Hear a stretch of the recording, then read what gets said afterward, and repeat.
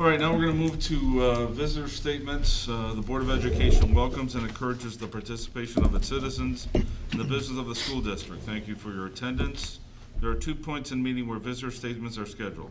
Citizens are welcome to ask questions or make comments at either one. Comments will be limited to 3 minutes. If a person would like additional time to address the board, such a request should be submitted in writing 48 hours before the meeting to the superintendent. For more details, please refer to Board Policy 2:230, Public Participation at a Board of Education Meeting and Petitions to the Board. Mr. Levin, you submitted a request. We'd like you to step up. I did, thank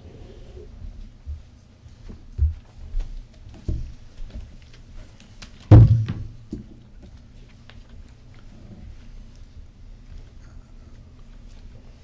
I guess I'm supposed to tell you who I am, if you don't know already. Sam Levin from Hollywood.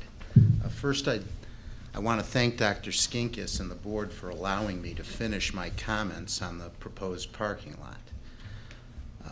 I think the timing of the board's decision to grant my request is noteworthy, though. You may recall that I presented my comments, in part, to the board at the July 8th board meeting. On July 9th, I sent an email to the board requesting an opportunity to present my comments in their entirety to the board. You may also recall the following Friday, July 11th, the area was hit by a torrential downpour. The next morning, Saturday, July 12th, there was a basketball tournament at the high school. That Saturday morning, as I was walking my dog, I could not believe what I saw. The high school was using the green space directly north of Hollywood School as a parking lot for the basketball tournament. You can imagine the result. The ruts were huge and numerous. In fact, I recall seeing a van mired down in the mud with the driver unable to extricate the vehicle from the quagmire caused by the storm the night before. After seeing the damage to the field that Saturday morning, I sent an email to the school board regarding what I had observed. Although I did not receive a response to that email, on July 14th I received an email from Dr. Skinkis granting my request for additional time to speak to the board at tonight's meeting. What bothered me most about the incident on Saturday, July 12th, was that the decision to use the practice field as a parking lot just a few hours after the rainstorm showed a complete lack of respect towards our community. The disrespect was accentuated by the fact that a large number of residents appeared at the Facilities Committee meeting to voice their objections to the proposed parking lot on the coveted green space that apparently is not as coveted by the school. Obviously, the board, the administration, and/or whoever decided to use the field as a parking lot doesn't give a hoot about our neighborhood and the people who reside here. On the other hand, perhaps it was just a bad decision. Now you're going to hear something you've heard before, so maybe you can all sing along with me. Don't it always seem to go that you don't know what you got till it's gone? They paved paradise and put up a parking lot. Now some of this obviously you've heard before, but I think it has some flow, hopefully. When I heard the high school was entertaining the idea of tearing up green space and getting rid of tennis courts to put up a parking lot, I thought of the song Yellow Taxi by singer-songwriter Joni Mitchell. The song's message is strikingly on point. Every night I walk my dog Oliver past the green space and tennis courts the high school seeks to replace with an asphalt and concrete eyesore, a parking lot. Thousands of children spent their formative years of primary education comforted and perhaps inspired by the green space directly outside their classroom. Is it fair? Is it right? And is it appropriate to replace this little bit of paradise with a parking lot? I think not. Green space is a sanctuary that is being eliminated in record numbers. I call your attention to the mass destruction of trees that occurred the last time Paradise was paved to put up a parking lot. Over 20 trees were destroyed by the village of Brookfield to make room for the high school's previous parking expansion north of the football field.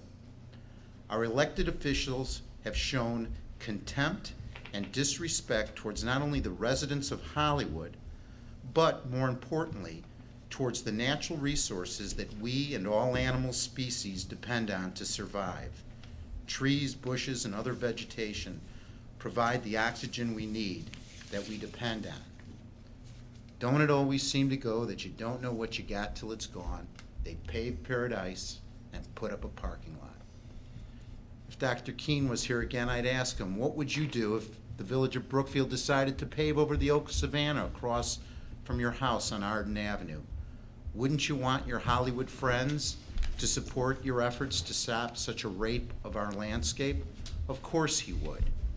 Why should he expect anything less from the Monrails, the Walners, and other Hollywood Avenue and Hollywood residents who are fighting to preserve their green space, their oxygen, their peace of mind, their paradise? As I said at the committee meeting on June 24th, why are you as a school board members and administrators encouraging students, parents, and others to drive? With gas prices at or near $4 per gallon, and eventually it will creep to $5 in the future, why not set a positive example in favor of conservation rather than consumption? Our high school district is not that large. There are alternatives to driving. Why should your Hollywood friends' Paradise be paved to put up a parking lot that's not needed? Is the parking lot really needed? How many days and nights will the parking lot sit empty and unused? Unused green space is okay. However, an unused parking lot is unsightly, a permanent scar to our landscape, as well as giving rise to other problems. I think your Hollywood friends would prefer the occasional inconvenience of street parking to the permanent destruction caused by paving Paradise to put up a parking lot. Hollywood is truly unique.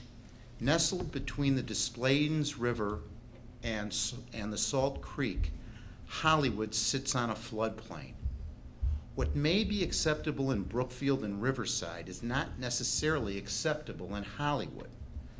Common sense tells us that a floodplain should be inhabited with trees, bushes, shrubs, grasses, marshes, and other vegetation in order to absorb the saturation.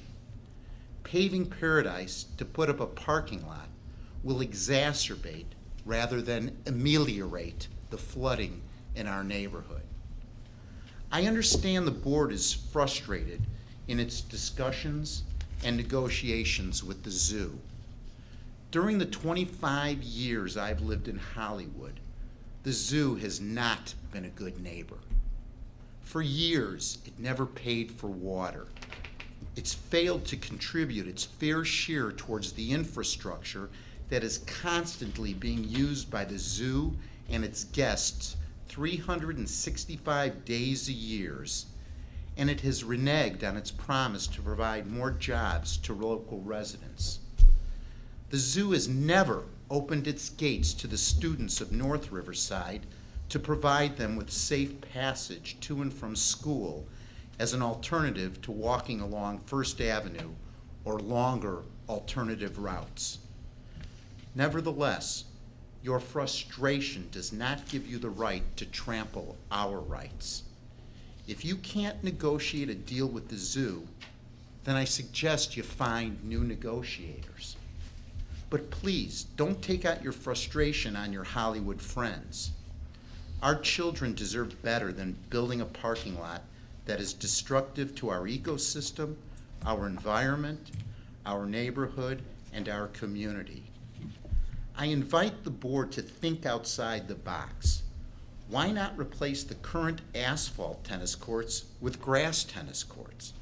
Let's make the tennis courts RB green with Kentucky bluegrass.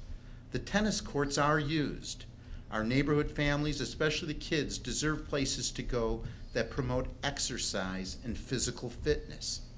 In honor of Riverside's designer, Frederick Law Olmsted, let's spruce up the high school's northwest corner with a tennis court garden filled with plants, bushes, shrubs, trees, and more green space, not less green space.